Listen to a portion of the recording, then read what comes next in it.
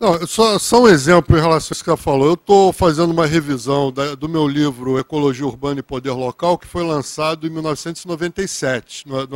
Terminei de escrever em 97, ele foi lançado em 98, 12 anos atrás.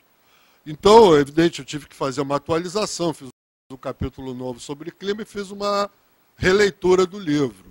Então é impressionante como as coisas mudaram em 12 anos. Ali estava o aquecimento global listado dentre dezenas de problemas ambientais.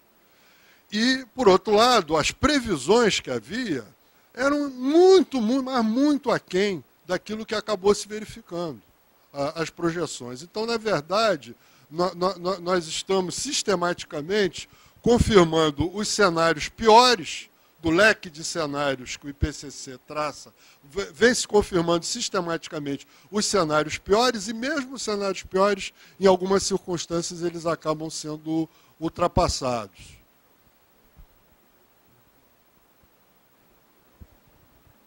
Bom dia, meu nome é Marcelo Aguiar, eu sou consultor e pesquisador na área de redução de emissão por desmatamento e mecanismos de desenvolvimento limpo. Eu queria trazer um pouco o foco para a cidade do Rio de Janeiro, em vista da perspectiva de grandes investimentos por conta da Copa do Mundo e das Olimpíadas. Eu queria saber como está a integração entre a agenda climática global e as ações da Prefeitura e governo do Estado dentro desses investimentos, ou seja, como essas agendas elas dialogam. Bem, nós temos a presença aqui do secretário de Meio Ambiente do município, Carlos Alberto Bulich, que rapidamente na próxima mesa vai estar aqui presente. Acho que ele poderá responder de forma mais abalizada e clara essa pergunta. O que eu tenho visto que, de fato, essa é uma questão que preocupa. Tenho visto a incorporação ao planejamento, por exemplo, dos equipamentos para os Jogos Olímpicos e para a Copa do Mundo do conceito de prédios inteligentes, prédio de arquitetura verde, prédios inteligentes e tudo. Tenho visto aí uma série de projetos sendo pensados, de reflorestamento e tudo, mas aqui também a gente cai em situações do tipo que eu estava me referindo globalmente. Então, o caso do Rio de Janeiro. O Rio de Janeiro, nós fizemos um inventário de emissões de gás de efeito estufa da cidade do Rio de Janeiro, que ficou pronto em 98, ou 99, relativo ao ano de 98. E, naquela época, o principal vetor de emissões na cidade do Rio de Janeiro era o vazadouro, então vazadouro de Jardim Gramacho. Posteriormente, esse vazadouro foi convertido num aterro sanitário controlado.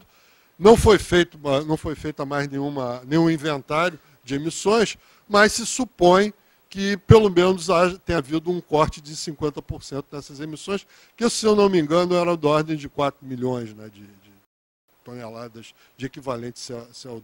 Bom, nós tivemos, nesse período também, que mais ou menos coincide com aquela história que eu dizia no livro, um aumento extremamente significativo da frota automobilística na cidade do Rio de Janeiro, como em todo o Brasil, aliás, a quantidade de carros que entrou em circulação foi muito significativa. Tivemos aí um certo processo de desindustrialização, mas nos últimos 2, 3 anos surgiu aqui um fato que muda completamente e para muito pior a situação da cidade do Rio de Janeiro como emissor. CO2, que foi a decisão que foi tomada no âmbito federal e estadual e também municipal, de permitir a instalação da Companhia Siderúrgica do Atlântico em Santa Cruz.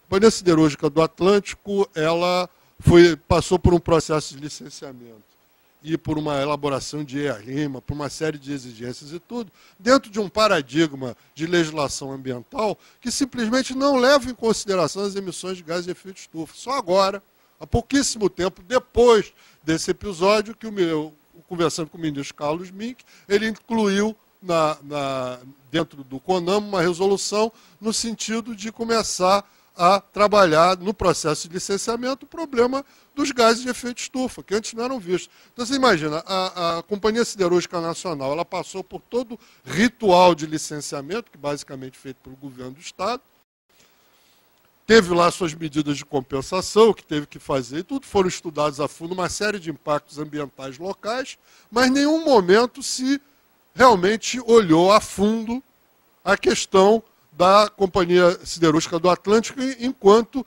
um enorme, não digo um grande, digo um enorme emissor de gás de efeito estufa. Basta dizer que a emissão deles é de aproximadamente 8 milhões de toneladas de equivalente CO2,